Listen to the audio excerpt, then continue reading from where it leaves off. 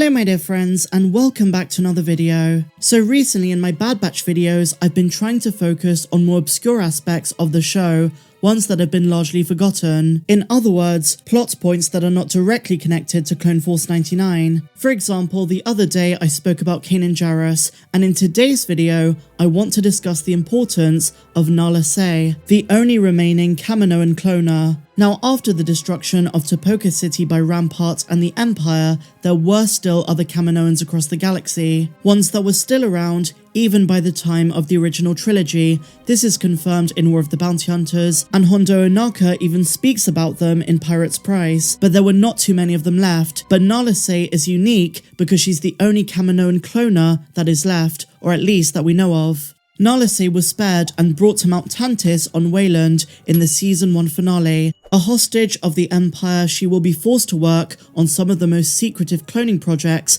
that Palpatine ever devised. She will work alongside other cloners that are mostly human, and who knows, Dr. Pershing might have worked on Tantiss before the fall of the Empire. A massive clue that points to this is in his outfit. Now, the cloning facility of Mount Tantiss is well established in the expanded universe, and I'm curious to see what elements of it are going to be introduced in the Bad Batch, especially at this stage of the timeline, years before the events of Return of the Jedi. Now, the Kanan brothers told us there would be a time gap between seasons 1 and 2, so in the upcoming second season, we're going to be closer to the events of the original trilogy than the prequels, and this means by then, whatever is being worked on Mount Tantiss will have come a long way since the season 1 finale. Now, it's very likely that this facility is being used to experiment on early versions of what will become Palpatine's contingency plan, and I think if this is the case, they're going to connect the Bad Batch to the Mandoverse in some way, shape or form further down the timeline. There is still quite a few years in between, but what about Nala Se specifically? She is what I want to focus on in this video, and what importance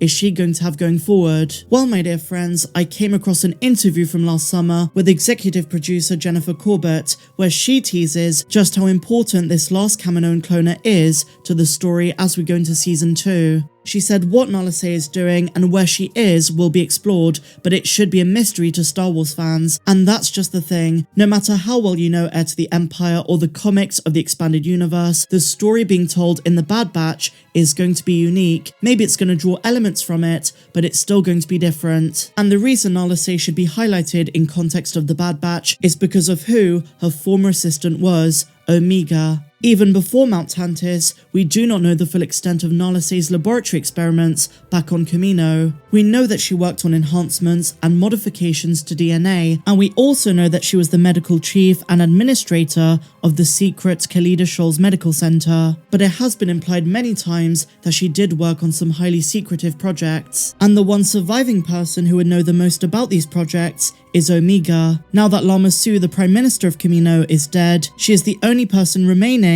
who knows about Nala Se's medical research, and she must have learned a lot from watching Nala Se over time. And now that Nala Se is working for the Empire, she will probably need an assistant that knows about the inner workings of a cloning facility. Now, Nala Se wants Omega's security, and she'll want her to stay far away. Despite initially trying to capture her with Lama Su in season 1, it was clear that Nala Se prioritized Omega's security, and she realized that she's going to be safe with the rest of the Bad Batch. However, the Empire are not stupid. Somehow they might find out about Omega and the role she played in Nala Se's laboratory. They might even torture it out of Nala Se. Now, while the Empire might provide her with a new assistant, anyone new that the Empire provides her with is not going to be as proficient as someone who literally saw clones of the Grand Army of the Republic being created and modified, and not to mention her desirable DNA. So in a way, they're killing two birds with one stone. I doubt they're going to be successful though, but this could be part of the plot of season 2. Now look, it's just a hypothesis, I'm not saying this is what's going to happen, but I think Nala Se's relationship to Omega on Kamino before Mount Tantiss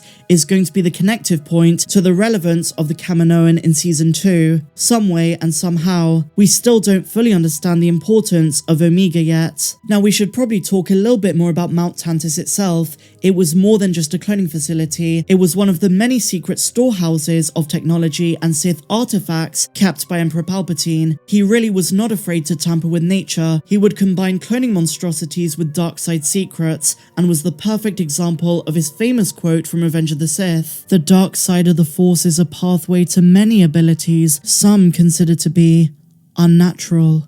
He also repeats it in The Rise of Skywalker, and unnatural these projects were. To Palpatine, Tantiss was a reserve of power and knowledge, kept largely hidden from the rest of the Empire. In the expanded universe, Mount Tantiss was also home to the crazed cloned Dark Jedi, Joruus C'baoth. But that is later in the timeline. He guarded the facility and its repository of Sparty cloning cylinders, flash clone technology used by Grand Admiral Thrawn. Now obviously, in shifting our view of Mount Tantiss to long before the events of Return of the Jedi in Disney's canon, not everything about the facility is going to remain the same as we begin to explore it more in the Bad Batch, and maybe even later on in the Mandoverse, but I'm excited to see how they use it in the next chapter of the story of the Bad Batch. You see, for many fans, the destruction of Kamino at the end of season 1 marks the end of an era, and although the plot is about to get very dark, at least one clone has survived despite her current situation and the fact that it's probably about to get much worse for her. At this early stage, the Empire is setting their plans into motion, and Mount Tantiss represents the personal and twisted side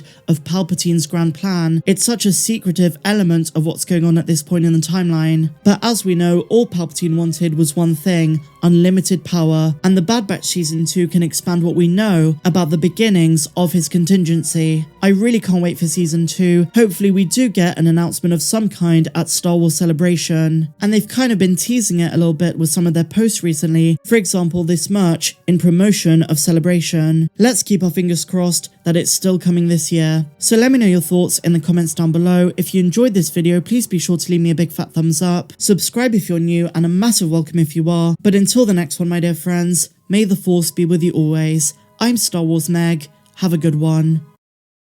And so now, my dear Mandalorians, an awesome update for Obi-Wan Kenobi, but this piece of news is made even more awesome if you're going to attend Star Wars Celebration. Unfortunately, that does not include myself, but if you are going, you're going to absolutely love this. As we know, the premiere of the series has been moved from the Wednesday to Friday, May the 27th, which is during Star Wars Celebration, and the premiere is going to have episodes 1 and 2.